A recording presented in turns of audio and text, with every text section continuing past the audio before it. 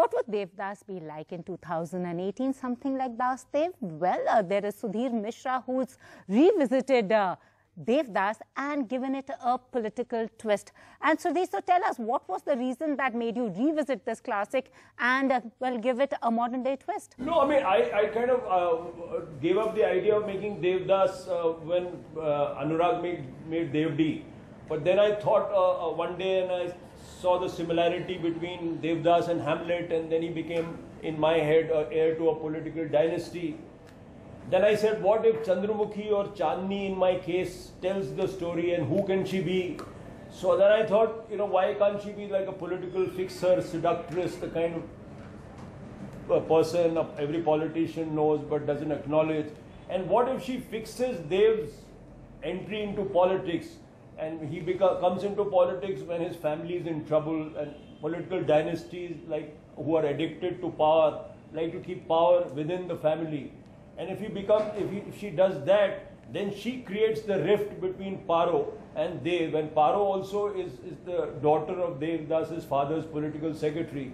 So the rift between them becomes political, and she comes out of the large Haveli in which Sarat Babu had put her, and she attacks Dev and wants a sense of justice and dignity for her family and stands in opposition to him politically. So it became about three people who became addicted to power, and Shakespeare kind of interfered in my head a lot, and it became the world of Shakespeare, Hamlet, Macbeth, Julius Caesar, because nobody understands power and its evil and its murkiness, and nobody does political thrillers better than Shakespeare, because I think Macbeth is a political thriller and a lot of, so I mean, it became that in my head. So then it became like almost like a conspiracy thriller with these three people, in which Devdas will not die outside Paro's gate. Paro will come out of that Haveli, and Chandramukhi will help Dev in getting out of the addiction, but she will also get something for herself and not just walk away with a half unrequited lover kind of sad smile. So they became, for me, it became that kind of a thriller and a web of conspiracy and a kind of a, you know, you go into a kind of darkness, and then, so it's a reverse journey from Das to Dev. If Das is a slave who's addicted who's addicted, therefore a slave, and in this case addicted to power, then it's how you get detox. It's like a detoxification of the three. So all three are important. The girls are as important as they. And Chandni is in the entire film, and Paro is in the entire film. Paro doesn't disappear in the second half, and Chandni doesn't not emerge in the first half. They're there through the film. Well, Richa, they say hell hath no fury known than a woman scorned. Well, in the classic, Paro was a bit submissive. Her fate more or less decided by Devdas' actions, but your modern day Paro is nothing like that. She's all set to take Devdas head on. I feel that the contemporariness of the character is something that really attracted me. Her personal journey, her journey from being somebody who's just smitten and in love and accepts the flaws of her lover, to reaching a point where it becomes a point of no return, in the sense that they split because she cannot any longer be just like his babysitter or tolerate his need for, tolerate his addiction to substance or alcohol or to power.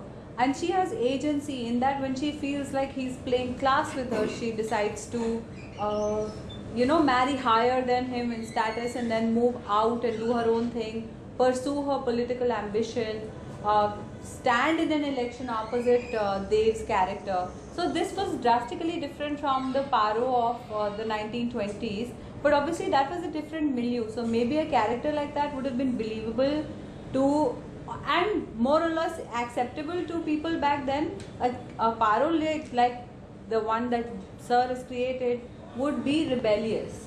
So I don't know what the acceptance of that character would have been back then, but I'm sure that there were enough rebels then, and I'm sure there are enough who will comply today. So yeah, we are in interesting times, but this is definitely a very progressive version of Paro. So Rahul, you were playing Daas Dev. So what was it about the script that basically made you say yes to it? I mean, playing Dev is, of course, I think it was one of my dream roles basically. And if you ask this to any other actor, I think most of them will say that Devdas is something that they would love to play. But in this film, the best part is that it's totally based in today's time, and the character is very real, and it really appeals to today's. It will really appeal to today's youth because it has all the flaws of today's.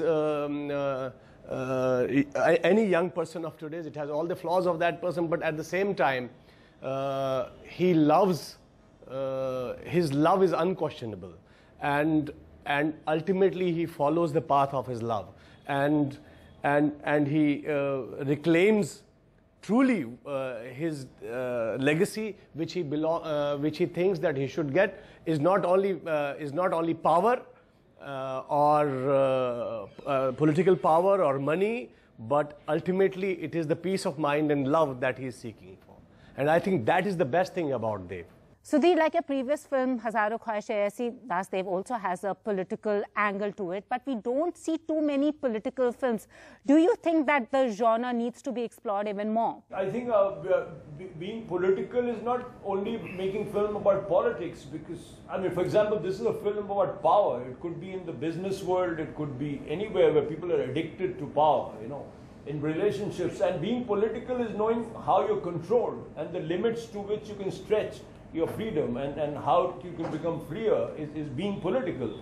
And understanding politics is understanding how the world, society, religion, people control you, you know, how they set limits to your freedom. So you can make films, every film is political in that sense, and whether regressive or progressive or whichever way.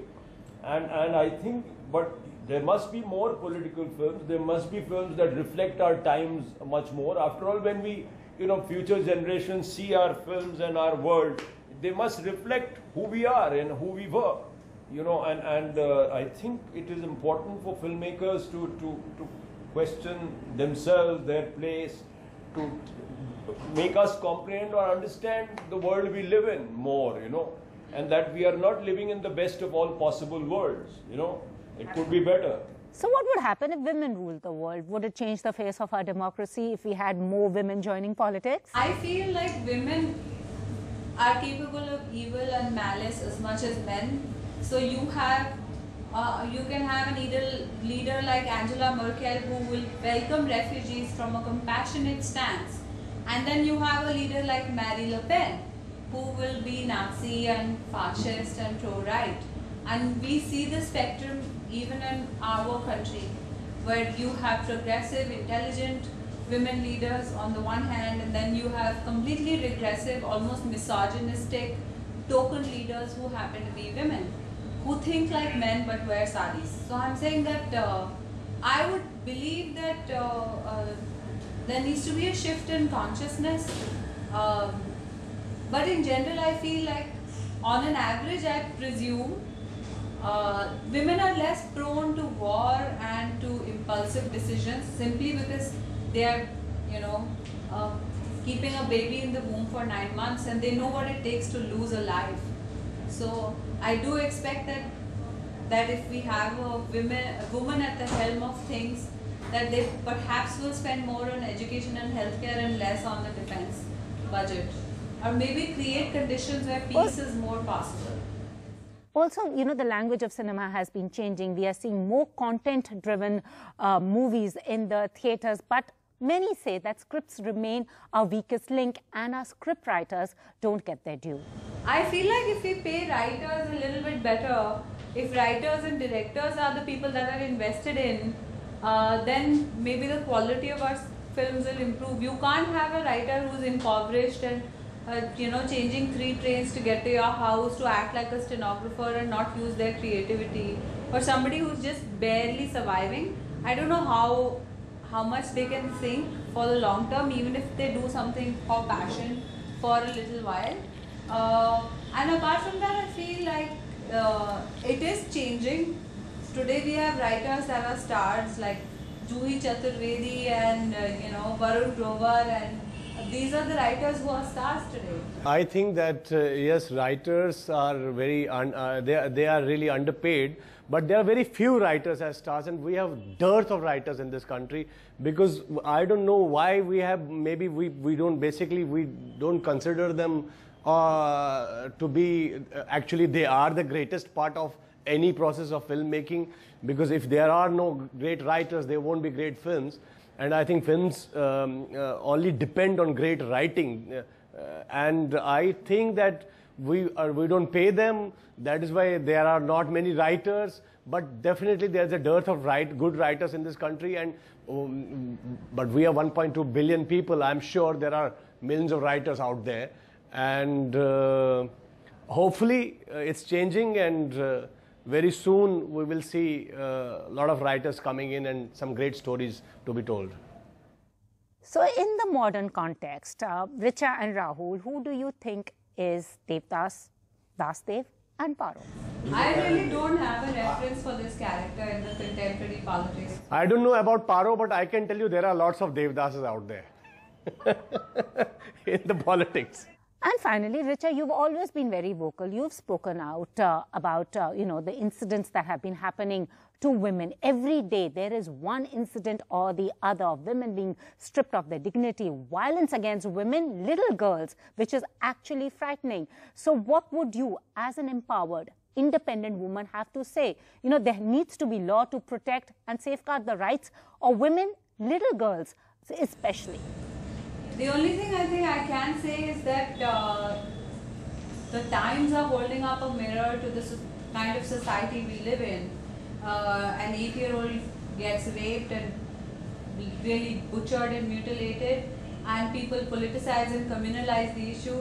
And at the same time, there is a 6-month-old baby sleeping next to her parents who suffers the same fate in a hospital at the hands of a relative. So the times are holding up a mirror to us and exposing our sickness and our perversity and our just basic lack of humanity. And I think we can forget about ever becoming a superpower because if 50% of the population is at such a disadvantage that they are constantly worrying about their safety, we can really forget about progress and growth. And little girls are not the only victims of sexual assault. It's rampant. It happens with little boys, grown men, teenage boys, teenage men, teenagers of all genders. So I think one has to understand that there is a perversity, and also that rape is not just a crime of passion or lust, but it's an act of power. So we need to stop using bodies of little kids or women to settle political scores or to prove a point or to teach a community a lesson. These are really disgusting and repulsive ways to control other people, and they never succeed in the long run. All the very best for Daas Dev.